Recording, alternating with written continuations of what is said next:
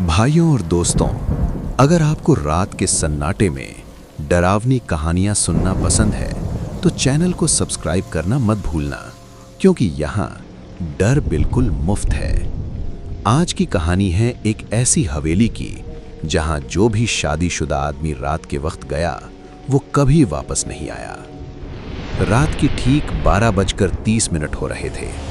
तेज बारिश हो रही थी और शहर से बाहर एक सुनसान सड़क पर एक टैक्सी आकर रुकती है। टैक्सी से उतरते हैं अमित और उसकी पत्नी नेहा। दोनों की अभी अभी शादी हुई थी, लेकिन उनके सामने जो खड़ा था वो कोई आम घर नहीं, एक पुरानी टूटी फूटी और अंधेरी हवेली थी।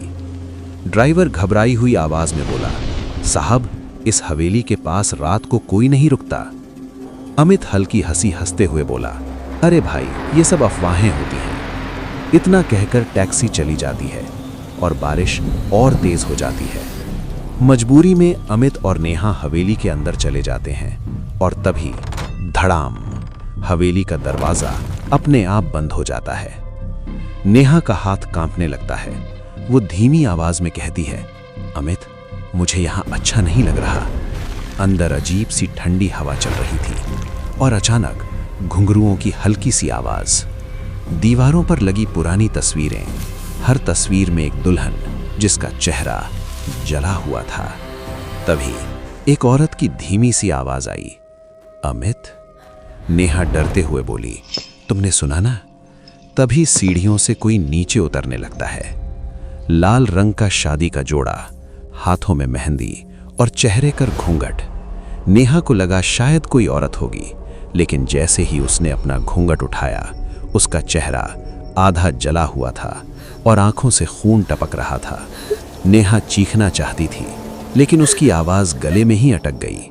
दुल्हन बहुत धीमी आवाज में बोली, मेरी शादी के दिन मुझे जिंदा जला दिया गया था। और तभी पूरी हवेली में अंधेरा छा जाता है। अमित वहीं बेहोश हो जाता है। अगली सुबह गांव वाले हवेली के बाहर नेहा को बेहोशी की हालत में पाते हैं, लेकिन अमित वहां नहीं होता। गांव के बुजुर्ग बताते हैं, 20 साल पहले इसी हवेली में पूजा नाम की लड़की की शादी हुई थी। दहेज के लिए उसे जिंदा जला दिया गया और मामला दबा दिया गया। तभी से वो दुल्हन हर उस आदमी को अपना शिकार बनाती है जो शादीशुदा होकर इस हवेली में आता है।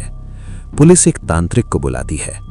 तांत्रिक कहता है, ये आत्मा बदला नहीं, न्याय चाहती है। रात में पूजा शुरू होती है।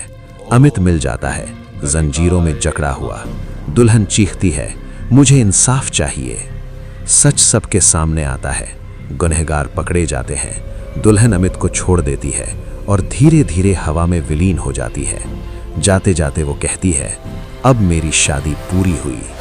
अगली सुबह हवेली जलकर राख बन जाती है, लेकिन लोग कहते हैं, जब भी बारिश होती है उस जगह से आज भी दुल्हन के घुंघरुओं की आवाज और उसकी हंसी सुनाई देती है। अगर आपको ये कहानी पसंद आई हो तो वीडियो को लाइक कीजिए, चैनल को सब्सक्राइब कीजिए, क्योंकि अगली कहानी इससे भी ज्यादा डरावनी होगी।